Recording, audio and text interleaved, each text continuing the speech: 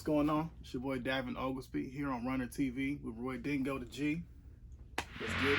Gonna hop right into it, man. What's Let's going go. on? Been Man, alright? Everything is good. Everything is good. I'm on summer vacation. You looking good? I can't complain. Thank you, man. You looking good yourself, bro. Looking healthy. Alright, so how old are you? 35. Alright. Where'd you graduate? Tell us, a little bit about yourself, your growing ups and stuff. I actually was born in Winston-Salem, North Carolina. I grew up a little bit all over.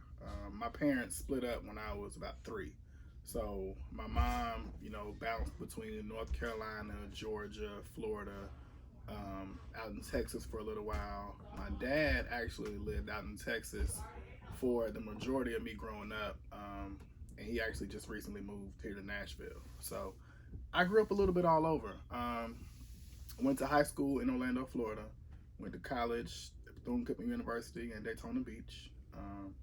I actually moved to Nashville from Columbus, Ohio. So I was out there for 3 years. So I've been around,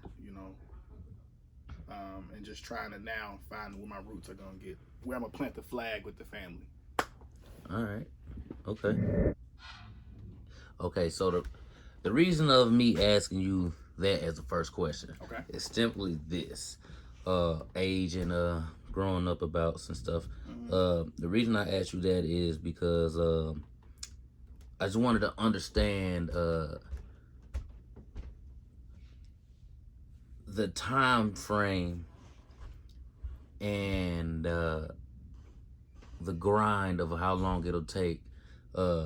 First of all, just fill us in on what it is that you do. Okay. So I am actually a special education teacher. I'll be going into my 3rd year of teaching this school year. I started in education in 2015 after getting laid off from my job working downtown Nashville. What happened was I was working at a company called Dream Systems, and I did everything from like logistics to office management to travel arrangements for our crew and our staff. And I didn't really have a direction as to where I wanted life to go as far as my career. I was just kind of working a job to work it. And it wasn't until I lost that job and my wife, we sat down and I was like, we had just gotten married that July, and I got let go from the job that August. So there was a transition point between having the job, losing it, and then what to do next. So my wife, she suggested for me to try substitute teaching. I always said, I don't have the patience. That's not for me. I can't do it. And she said, no, we'll just try it and see where that takes you. And if you don't like it, we can figure something else out. So I did that for a year, and it turns out I actually loved it. You know what I mean? Like, I enjoyed working with young kids, just being an African-American male in a field where it's mostly, young white women, and there's not a lot of representation for Black and brown people in what I do. So I loved working around kids and being in that atmosphere. And so that was the first year. And then over the course of me working that job, I got in touch with a guy who was a paraprofessional. And what paraprofessionals are is like classroom assistants for special education. And he was telling me, he said, if you really want to get into education, you should go ahead and apply to be a paraprofessional, because you'll get a chance to see education from, the general education side to special education. I asked that to first try to understand the time frame and order it takes to be a teacher. It took me about a year and a half. In terms of just like the classroom experience to the education, going back to school to get my, teaching certification, all of that took about a year and a half. Okay.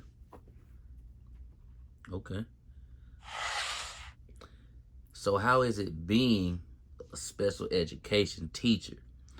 I'm interested, and I asked you this because I also have an autistic son. Could you elaborate on that a little bit? It's it's interesting because I get a chance to work with families who their children are newly diagnosed with these disabilities, and I also have a chance to work with families who have a history of their children, having disabilities. So there's that piece. But also too, I like working with students, who have autism, Down syndrome, whatever the disability may be, because I can help them meet I can help them meet that challenge and kind of overcome those obstacles, and also give their parents strategies to work with them on at home as well. So I personally enjoy it. I like working with the marginalized groups that are kind of pushed to the side. Okay, so with that being said, do you ever do any necessary necessary or needed like extra help, like personal tutoring? I haven't, but the opportunity is always there. My door is always open, just because of the nature of school going from August to May. Parents normally over the summer will have something else separate set up, or they'll enroll their child in what's called extended school year, and they can have them go to school from May or whatever date to the end of July. Okay. Okay, with your line of work within special education, um, you said you also like working with Down syndrome kids, autistic kids as well. Uh, and all due respect of in which how I'm saying it, we all know that they also have their moments. Yeah. The outbreaks. Right. Special needed tending. Right. What's the most intense encounter that you probably came up with while your brief stint as being a special education teacher?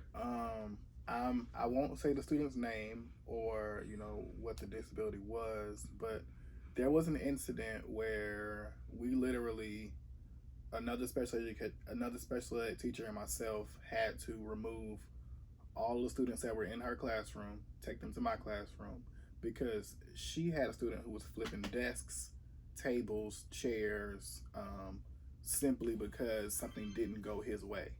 And we had to end up calling the principal and getting the principal in there.